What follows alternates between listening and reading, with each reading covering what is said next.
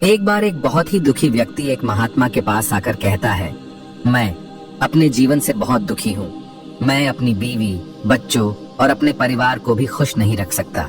मैं अपने लिए भी कुछ नहीं कर पा रहा।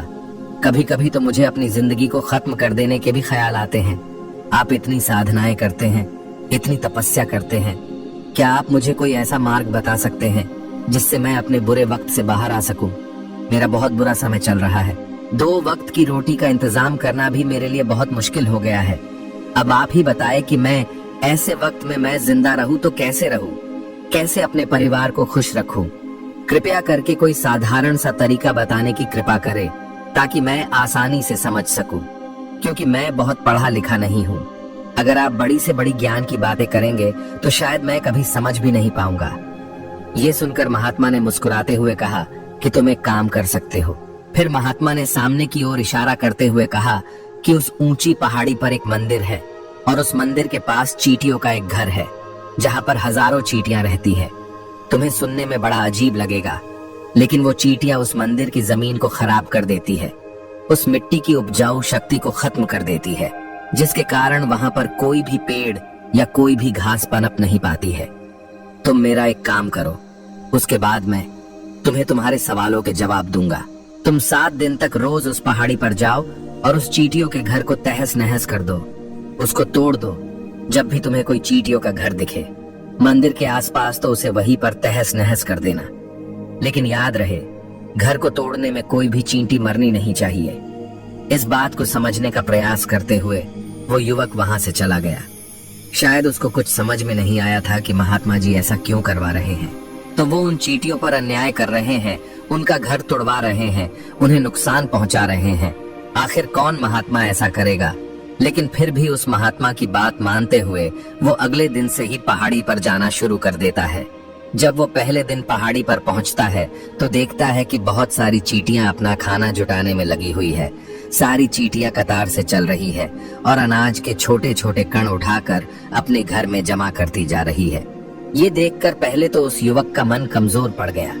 उसने सोचा कि ये इतनी मेहनत करके अपना घर भर रही है और मैं इनके घर को तबाह कर दूंगा तो इनको कितना बुरा लगेगा। लेकिन फिर उसने उस महात्मा की बात याद करते हुए उस घर को तोड़ना शुरू कर दिया। जल्द ही चींटियों में हाहाकार मच गया। वो इधर उधर दौड़ने लगी। अभी तक जो कतार से चल रही थी अब वो बिखर गई और इधर उधर अपनी जान बचाने के लिए भागने लगी। थोड़ी देर में घर टूट गया और सारी चींटियां इधर उधर छुपने के लिए भाग चुकी थी। ये करने के बाद वो युवक दुखी मन से वापस अपने घर पर लौट आया। उसका मन परेशान था, दुखी था, पश्चाताप से भरा हुआ था। फिर उसने अपने बिस्तर पर रात में लेटे लेटे ही सोचा कि अब तो उन चींटियों का घर तबाह हो चुका है, अब वहां वापस जाने का क्या फायदा होगा, क्योंकि चींटियों का घर तहस नहस करने के लिए महात्मा जी ने कहा था, जो मैं कर चुका हूँ। लेकिन फिर कुछ सोचकर अगले दिन उसने फिर से जाने का निश्चय किया और अगले दिन सुबह सुबह उठकर वो वापस उसी पहाड़ी पर पहुंच जाता है। पहाड़ी पर पहुंचकर वो उसी जगह पर पहुंचता है जहां पिछले सुबह उसने उस घर को तहस नहस कर दिया था। लेकिन वो ये देखकर चौंक जाता है कि उन चींटियों ने फिर से अपना घर उसी जगह पर बना लिया था और अब वो फिर से अपने घर के लिए सामान इकट्ठा करने में जुटी हुई थी। उस आदमी को देखकर लगा कि ये चींटियां कितनी मूर्ख है। इनको पता है कि कल ही इनका घर इसी जगह पर तबाह किया गया था और उसी जगह पर उन्होंने अपना नया घर भी बना लिया। और ये सोचकर वो आदमी हंसने लगा। लेकिन फिर से महात्मा की बात याद करते हुए उसने उन चींटियों का घर फिर से तबाह करना शुरू कर दिया।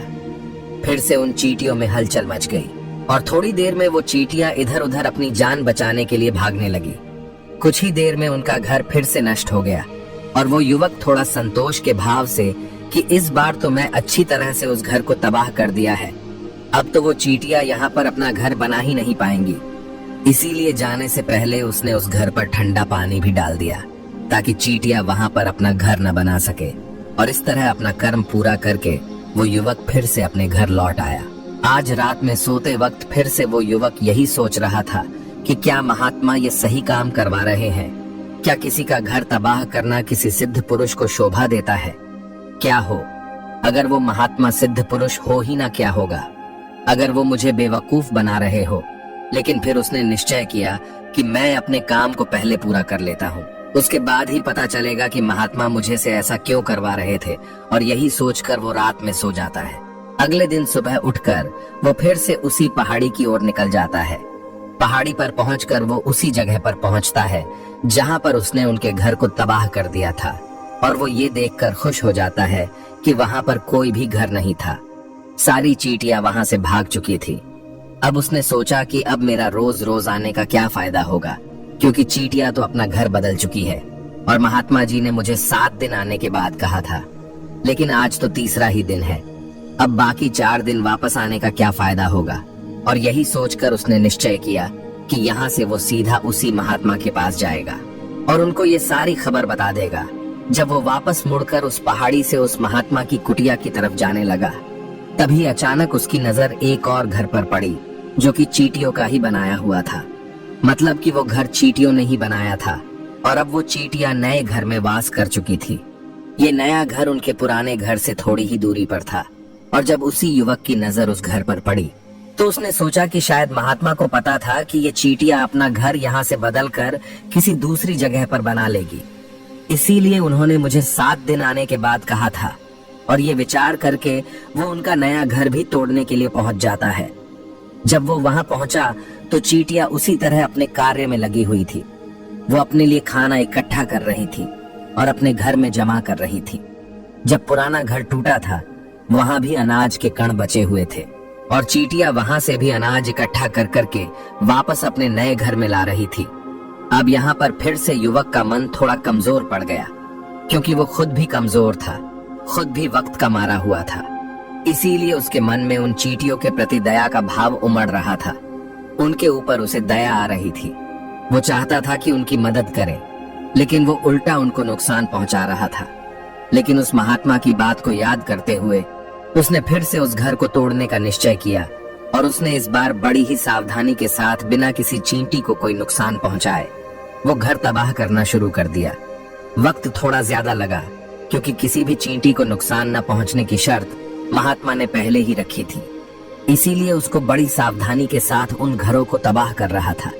लेकिन आखिरकार उसने उस घर को भी तबाह कर दिया, और उस घर को तबाह करने के बाद वो बड़े ही दुखी मन से, इस बार वो पहले से भी ज्यादा दुखी था, क्योंकि उसने उनका नया घर भी तोड़ दिया था।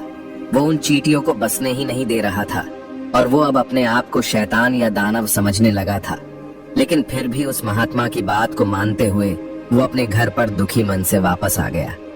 रात में सोने से पहले एक बार उसने फिर से सोचा कि मैं कितना बड़ा शैतान हूँ, कितना बड़ा दानव हूँ। पुराना घर तो छोड़ो, मैं उन चींटियों को कहीं भी बसने के लिए कोई जगह ही नहीं दे रहा हूँ। वो चींटियां मेरे बारे में क्या सोचती होगी? वो कितना बड़ा दानव होगा उस परमात्मा को जो मेरे द्वारा ये काम करवा रहा है। लेकिन फिर भी उसने अगले दिन जाने का निश्चय किया, और अगले दिन सुबह सुबह वो फिर से वहां पर पहुंच गया। वो ये देखकर फिर से आश्चर्यचकित रह जाता है कि इस बार चींटियों ने एक और नई जगह पर अपना घर बना लिया था। वो तो पहले से भी ज्यादा ऊर्जा के साथ काम कर रही थी, और उन्होंने एक रात में पहले से भी बड़ा घर बना लिया था, और अब वो फिर से अपना अनाज और खाना इकट्ठा करने में जुटी हुई थी। ये देखकर उस आदमी को लगा कि ये चींटियां किस मिट्टी की बनी हुई है। मैं उनको बार बार यहाँ से भगाने की कोशिश कर रहा हूँ, और ये वहीं पर अपना घर बना लेती है। क्या इनको पता नहीं है कि मैं यहाँ पर कभी भी बसने नहीं दूंगा? ये चींटी है, दिखने में इतनी छोटी है, लेकिन फिर भी ये मुझसे हार नहीं मान रही है। बड़ी ताज्जुब की बात है। और इस बार उसने गुस्से में उस घर को तहस नहस करना शुरू कर दिया। लेकिन इस बार तहस नहस करते हुए कुछ चींटियां वहीं पर मर गई, उसके पैरों तले कुचल दी गई। कुचलने के बाद जब वो अपने अहंकार से बाहर आया तो उसने देखा कि गुस्से में उसने उन चींटियों को कितना क्षति पहुंचा दी है। उसका मन पश्चाताप से भर गया, और वो रोता हुआ अपने घर की तरफ बढ़ गया। रात में सोते वक्त उसने सोचा कि मैं उन चींटियों पर बहुत ज्यादा अत्याचार कर रहा हूँ, अब इससे ज्यादा अत्याचार मैं नहीं कर पाऊंगा। और यही सोचकर वो अगले दिन उन चींटियों के लिए अपने घर से थोड़ा आटा लेकर उसी पहाड़ी पर पहुंच जाता है। आज उसके मन में उन चींटियों के प्रति श्रद्धा का भाव था, दया का भाव था। आज वो उनकी मदद करना चाहता था, और जब वो वहां पर पहुंचा तो चींटियां फिर से अपने नए घर को बनाने में जुटी हुई थी। उसने बड़े ही करुणा के साथ उन चींटियों को अपना लाया हुआ आटा खिलाया। अगले 7 दिनों तक वो ऐसा ही करता रहा। वो रोज सुबह जाता, उन चींटियों को अपने हाथों से आटा खिलाता। 7 दिन के बाद वो युवक उस महात्मा के पास पहुंचकर हाथ जोड़कर बोलता है कि हे महात्मा जी, मुझे माफ कर देना। मैंने उन चींटियों का घर तबाह करने के लिए बहुत कोशिश की। मैंने उनका घर तबाह किया भी। 1 बार नहीं 4 बार मैंने उनका घर तोड़ा। उसके बाद मैं हिम्मत नहीं कर पाया, उनके घर को नहीं तोड़ पाया। मैं समझ सकता हूँ कि मैं आपका काम पूरा नहीं किया और इसके बदले आप मुझे तरीका भी नहीं बताएंगे जो कि मुझे मेरे बुरे समय से बाहर निकाल सकता है, लेकिन मुझे इसका कोई परवाह नहीं है। मुझे लगता है कि मैंने जो किया वो सही किया, इसीलिए मैं आपसे आज्ञा लेकर वापस जा रहा हूँ। कृपया मुझे वापस अपने घर जाने की आज्ञा दीजिए। ये सुनकर महात्मा ने मुस्कुराते हुए कहा कि अरे बेटा, कहाँ चल दिए? रुको तो सही, जलपान तो कर लो, थोड़ी देर ठहर जाओ, उसके बाद चले जाना। और ये कहकर वो महात्मा उस युवक के लिए पानी लेकर आते हैं। पानी पिलाने के बाद महात्मा उस युवक से पूछते हैं कि तुम मुझे ये बताओ कि आखिर तुम उन चींटियों का घर तबाह क्यों नहीं कर सके? वो चींटियां तो छोटी है और तुम इतने विशालकाय हो, फिर भी तुम उन छोटी छोटी चींटियों का घर तबाह नहीं कर पाए। कहाँ है तुम्हारी शक्ति, तुम्हारा बाहुबल? इसका जवाब देते हुए उस युवक ने कहा कि हे महात्मा, मैंने उन चींटियों का घर तबाह कर दिया था, बार बार किया था। एक बार तो अपने गुस्से में उन चींटियों को भी हानि पहुंचा दी थी, लेकिन जिस दिन मैंने उनको हानि पहुंचाई उसी दिन मुझे लगा कि मैं उनको क्यों हानि पहुंचा रहा हूँ, क्यों इनको इतनी तकलीफ दे रहा हूँ, और उसी दिन से मैंने उनको क्षति पहुंचाने की वजह, नुकसान पहुंचाने की वजह उनकी सहायता करनी शुरू कर दी। ये सुनकर उस महात्मा ने कहा कि ये ही तो सीखने की बात है। एक छोटी सी चींटी हमें जीवन का संदेश दे जाती है। मैंने तुम्हें उन चींटियों का घर तबाह करने के लिए नहीं भेजा था, मैंने तुम्हें भेजा था ताकि तुम उन चींटियों से कुछ सीख ले सको। तुम्हें क्या सीख मिली? उन चींटियों से क्या मुझे बता सकते हो? ये सुनकर उस युवक ने पूरी कहानी बयां कर दी। पूरी कहानी सुनने के बाद महात्मा ने मुस्कुराते हुए कहा कि बेटा, पहली सीख जो इन चींटियों से ले सकते हैं वो ये थी कि तुमने कितनी ही बार उनके घर को तोड़ने की कोशिश की, कितनी ही बार प्रयास किया कि उनके घर तबाह हो जाए, लेकिन वो हर बार अपना नया घर बना लेती थी। उन्होंने कभी भी हार नहीं मानी। अगर वो हार मान लेती तो वो चींटियां तुम्हें वहां पर नहीं मिलती। जीवन कार्यशीलता का नाम है, लेकिन हम मनुष्य 1-2 बार हार मिलने पर ही टूट जाते हैं, हताश हो जाते हैं और फिर जीवन में प्रयास ही नहीं करते। और कुछ लोग तो अपनी जिंदगी को खत्म करने को उतारू हो जाते हैं। लेकिन जानवरों में तुमने एक बात देखी होगी कि वो अपना जीवन खुद से कभी खत्म कर ही नहीं सकते हैं। तुमने कभी नहीं सुना होगा कि किसी जानवर ने आत्महत्या कर ली, चाहे वो जानवर कितना भी भूखा क्यों ना हो, कितना ही दुखी क्यों ना हो, लेकिन वो अपने जीवन के लिए हमेशा संघर्ष करता रहता है। लेकिन वही दूसरी तरफ हम मनुष्य 1-2 बार हताश होने पर ही अपना जीवन खत्म कर लेते हैं। जीवन तो कर्मशीलता है, कर्म करने का नाम है। जीवन और मृत्यु आखिरी विश्राम है, परम विश्राम है। इसीलिए मृत्यु से पहले कर्म करना कभी मत छोड़ना, क्योंकि मृत्यु के बाद तो तुम परम विश्राम में चले ही जाओगे।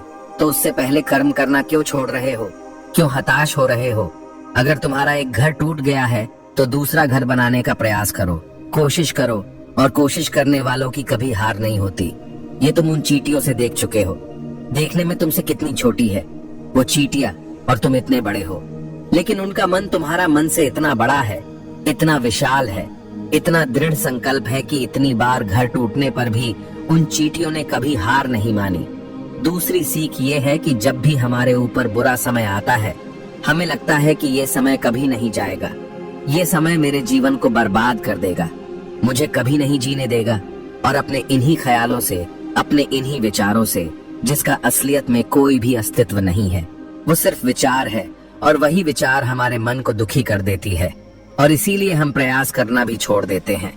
लेकिन तुम खुद सोचो कि बार बार प्रकृति हमें क्षति पहुंचाएगी, नुकसान पहुंचाएगी, लेकिन कब तक पहुंचाएगी? अगर हम बार बार फिर से उठ के फिर से नया प्रयास करते रहेंगे तो प्रकृति भी हमारे सामने घुटने टेक देगी, और वो भी एक दिन हमारे ऊपर दयावान हो जाएगी, कृपालु हो जाएगी, और वो हमें सब कुछ देने लगेगी जिसकी हमने कभी कामना की थी। तुमने खुद देखा कि तुम उन चींटियों को तबाह करने के लिए पहुंचे थे, लेकिन बाद में तुम ही उन चींटियों को अनाज और आटा देने लगे, तुम ही उन पर कृपालु हो गए। क्यों हुए? क्योंकि तुमने देखा कि वो चींटियां हार ही नहीं मान रही है। इसी तरह अगर तुम भी अपने जीवन में कभी हार नहीं मानोगे तो एक न एक दिन ये प्रकृति तुम्हें वो सब कुछ देगी जो तुम अपने जीवन में पाना चाहते थे। इसीलिए 2 सीख याद रखना, कर्मशीलता कार्य करते जाना, और दूसरा कि एक न एक दिन प्रकृति तुम्हारी उस कर्म का परिणाम तुम्हें जरूर देगी। तो दोस्तों, मैं आशा करता हूँ कि आपको इस वीडियो से काफी कुछ सीखने को मिला होगा। तो फिर मिलते हैं अगले वीडियो में। तो अगर आप इस कहानी को और भी लोगों तक पहुंचाना चाहते हो तो इस वीडियो को लाइक करो ताकि YouTube इस वीडियो को और भी लोगों तक पहुंचाए। और अगर कहानी अच्छी लगी हो तो चैनल को सब्सक्राइब जरूर करिए। मिलता हूँ मैं अगली बार इसी तरह की कहानी के साथ। तो सब्र करो, शुक्र करो और जिंदगी में आगे बढ़ो।